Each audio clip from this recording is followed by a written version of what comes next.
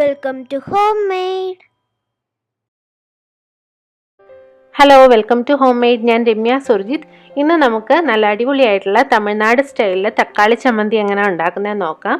ഞാൻ ഇന്നാൾ ഒരു സോഫ്റ്റ് ഇഡ്ഡലിയുടെ വീഡിയോ ഇട്ടിരുന്നു. അതിനകത്ത് വെച്ചിരുന്ന ചമ്മന്തി ഇതാണ്. അപ്പോൾ ഒരുപാട് പേരെന്നോട് അതിൻ്റെ കൂടെ വെച്ചിരുന്ന തക്കാളി ചമ്മന്തിയുടെ റെസിപ്പി ചോദിച്ചിരുന്നു. അതുകൊണ്ടാണ് ഞാനിപ്പോൾ പോസ്റ്റ് ചെയ്യുന്നത്. അപ്പോൾ എല്ലാവരും ഒന്ന് ട്രൈ ചെയ്ത് നോക്കുക. പെട്ടെന്ന് ഉണ്ടാക്കിയെടുക്കാം. നല്ല ടേസ്റ്റുമാണ്. ഇഡ്ഡലിക്കും ദോശയ്ക്കും ഒക്കെ നല്ല ബെസ്റ്റ് കോമ്പിനേഷനാണ്.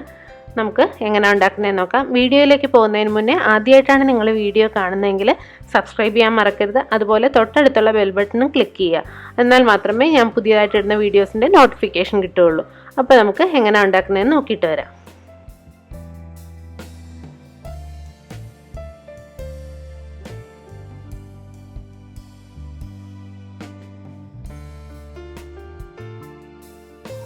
ആദ്യം നമുക്കൊരു പാൻ ചൂടാക്കാൻ വയ്ക്കാം. അതിനകത്തേക്ക് ആവശ്യത്തിന് വെളിച്ചെണ്ണ ഒഴിച്ചു കൊടുക്കുക.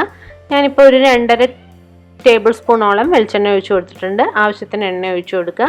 അതിനകത്തേക്ക് നമുക്ക് 2 ടേബിൾ സ്പൂൺ ഉഴുന്ന് ചേർത്ത് കൊടുക്കാം. ഉഴുന്നൊക്കെ ആവശ്യത്തിന് ചേർക്കണം, കുറഞ്ഞു പോകരുത്. അതുപോലെ തന്നെ 2 ടേബിൾ സ്പൂൺ കടലപ്പരിപ്പും കൂടെ നമുക്ക് ചേർത്ത് കൊടുക്കാം. തമിഴ്നാട്ടിലെ ചമ്മന്തികൾക്കൊക്കെ ഈ ഉഴുന്നിൻ്റെയും കടലപ്പരിപ്പിൻ്റെയൊക്കെ ഒരു ടേസ്റ്റ്, പ്രത്യേക ഒരു ടേസ്റ്റ് ഉണ്ട്. അപ്പോൾ ഇത് ചേർക്കുമ്പോഴാണ് അതിന് കറക്റ്റ് ഫ്ലേവർ കിട്ടുന്നത്. തീ നന്നായിട്ട് കുറച്ച് വയ്ക്കുക. ഒന്നെങ്കിൽ ലോ ഫ്ലെയിമിൽ വയ്ക്കുക, അല്ലെങ്കിൽ ഒരു മീഡിയം ഫ്ലെയിമിൽ വയ്ക്കുക, അല്ലെങ്കിൽ പെട്ടെന്ന് ഇത് കരിഞ്ഞു പോവും. ഇനി ഇതിനകത്തേക്ക് ഒരു 8-10 അല്ലി വെളുത്തുള്ളി നമുക്ക് ചേർത്ത് കൊടുക്കാം.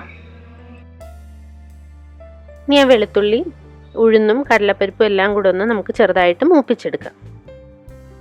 അത് നന്നായിട്ട് മൂത്ത് വരുമ്പോഴേക്കും നമുക്കതിനകത്തേക്ക് സവോള ചേർത്ത് കൊടുക്കാം. ഞാൻ സവോള അല്പം ചെറുതാക്കി അരിഞ്ഞേക്കുന്നത്. 2 ചെറിയ സവോളയാണ് എടുത്തിരിക്കുന്നത്. നിങ്ങളുടെ കയ്യിൽ വലിയ സവോളയാണെന്നുണ്ടെങ്കിൽ ഒരെണ്ണം എടുത്താൽ മതി. സവോള ഒത്തിരി കൂടിപ്പോയാൽ നമുക്ക് തക്കാളിയുടെ ആ ഒരു ടേസ്റ്റ് അധികം അറിയില്ല. അതുകൊണ്ട് ചെറിയ സവോള ആയതുകൊണ്ടാണ് ഞാൻ 2 എടുത്തിരിക്കുന്നത്. അതും കൂടെ ചേർത്ത് കൊടുത്ത് ഒന്ന് നന്നായിട്ട് വഴറ്റി കൊടുക്കുക.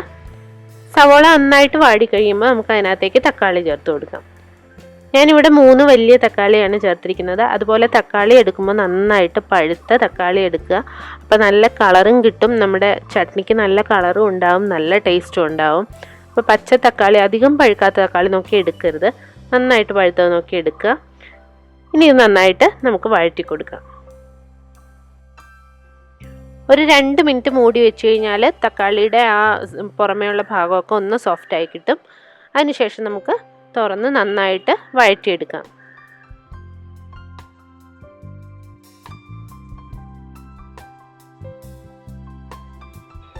ഇപ്പോൾ തക്കാളിയൊക്കെ നന്നായിട്ട് വെന്തുടഞ്ഞു വന്നിട്ടുണ്ട്. ഇനി ഇതിനകത്തേക്ക് നമുക്ക് ഒരു 1/2 ടീസ്പൂണോളം, 1/2 ടീസ്പൂൺ അല്ലെങ്കിൽ 1/4 ടീസ്പൂൺ മഞ്ഞൾപ്പൊടി ചേർത്ത് കൊടുക്കാം. പിന്നെ എരിവിന് ആവശ്യത്തിന് മുളക് പൊടി ചേർത്ത് കൊടുക്കാം. ഞാനിവിടെ കാശ്മീരി ചില്ലി പൗഡറാണ് ചേർത്തിരിക്കുന്നത്. 2 ടീസ്പൂണാണ് ചേർത്തിരിക്കുന്നത്. എരിവ് കൂടുതലുള്ള മുളക് പൊടിയാണെങ്കിൽ 1 ടീസ്പൂൺ 1.5 ടീസ്പൂണൊക്കെ മതിയാവും. അത് നിങ്ങളുടെ എരിവിനനുസരിച്ച് ചേർത്ത് കൊടുക്കുക. പിന്നെ നമുക്കൊരു 1/2 ടീസ്പൂൺ കായത്തിൻ്റെ പൊടി ചേർക്കണം. കായപ്പൊടി ചേർക്കുമ്പോൾ നല്ലൊരു ഫ്ലേവർ വരും ഇതിന്. അപ്പോൾ അതുകൊണ്ട് കായം ചേർക്കാതിരിക്കരുത്, കായം ചേർത്ത് കൊടുക്കുക. അതിനുശേഷം നമുക്ക് ആവശ്യത്തിന് ഉപ്പും കൂടെ ചേർത്ത് നന്നായിട്ട് ഈ പൊടികളൊക്കെ ഒന്ന് മൂത്ത് വരുന്നവരെ മിക്സ് ചെയ്ത് കൊടുക്കാം. മീഡിയം ഫ്ലെയിമിൽ വെച്ച് ചൂടാക്കി കൊടുക്കുക. ഇപ്പോൾ പൊടിയൊക്കെ നന്നായിട്ട് മൂത്ത് വന്നിട്ടുണ്ട്, എല്ലാം നന്നായിട്ട് മിക്സ് ആയിട്ടുണ്ട്. ഇനി നമുക്ക് ഗ്യാസ് ഓഫ് ചെയ്തതിന് ശേഷം തണുത്തിട്ട് ഒന്ന് മിക്സിയിൽ നന്നായിട്ട് അരച്ചെടുക്കാം.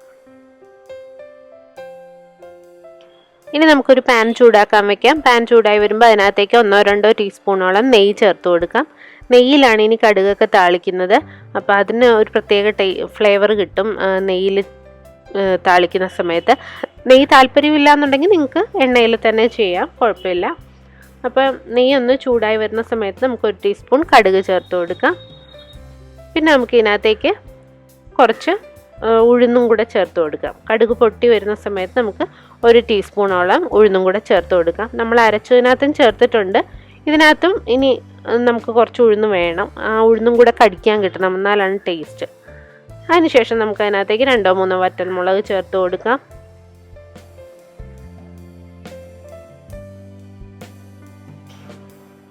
മുളകും ഉഴുന്നും ഒക്കെ ഒന്ന് ചൂടായി വരുന്നവരെ നമുക്ക് ഇളക്കി കൊടുക്കാം. അതിനുശേഷം നമുക്ക് ഇതിനകത്തേക്ക് ചേർക്കേണ്ടത് മല്ലിയിലയാണ്. മല്ലിയില ആവശ്യത്തിന് ചേർത്ത് കൊടുക്കാം. തീരെ കുറഞ്ഞു പോകരുത്. മല്ലിയിലയുടെ ടേസ്റ്റ് ഇതിന് വേണം, എന്നാലേ ആ ഒരു തമിഴ്നാട് ഫ്ലേവർ കിട്ടുള്ളൂ. അപ്പോൾ ആവശ്യത്തിന് മല്ലിയിലയും കൂടെ നമുക്ക് ഇപ്പോൾ ചേർത്ത് കൊടുക്കാം. ഒന്ന് ചെറുതായിട്ട് മുറിച്ചിട്ട് കൊടുക്കുക. അതിനുശേഷം ഇതൊന്ന് ചൂടാക്കുക. ഇനി നമുക്ക് ഇതിനകത്തേക്ക് നമ്മൾ അരച്ചു വെച്ചിരിക്കുന്ന തക്കാളിയുടെ പേസ്റ്റ് ചേർത്ത് കൊടുക്കാം.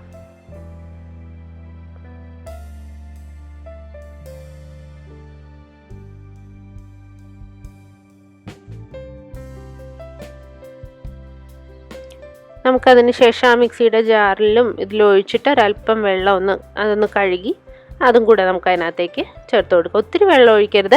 പിന്നെ ചമ്മന്തി ലൂസായിട്ട് വേണമെന്നുള്ളവർക്കാണെങ്കിൽ കുറച്ചുകൂടെ വെള്ളം ഒഴിച്ചു കൊടുക്കാം. ഞാനൊരല്പം തിക്കായിട്ടുള്ളൊരു ചമ്മന്തിയാണ് ചെയ്യുന്നത്, അതുകൊണ്ട് അതിനനുസരിച്ച് കുറച്ച് വെള്ളം ചേർത്ത് കൊടുത്താൽ മാത്രം മതി. ഇനി ഇത് നന്നായിട്ട് ഇതിനകത്ത് കിടന്ന് ഒന്ന് കുറുകി വരണം. അപ്പോഴാണ് ടേസ്റ്റ്.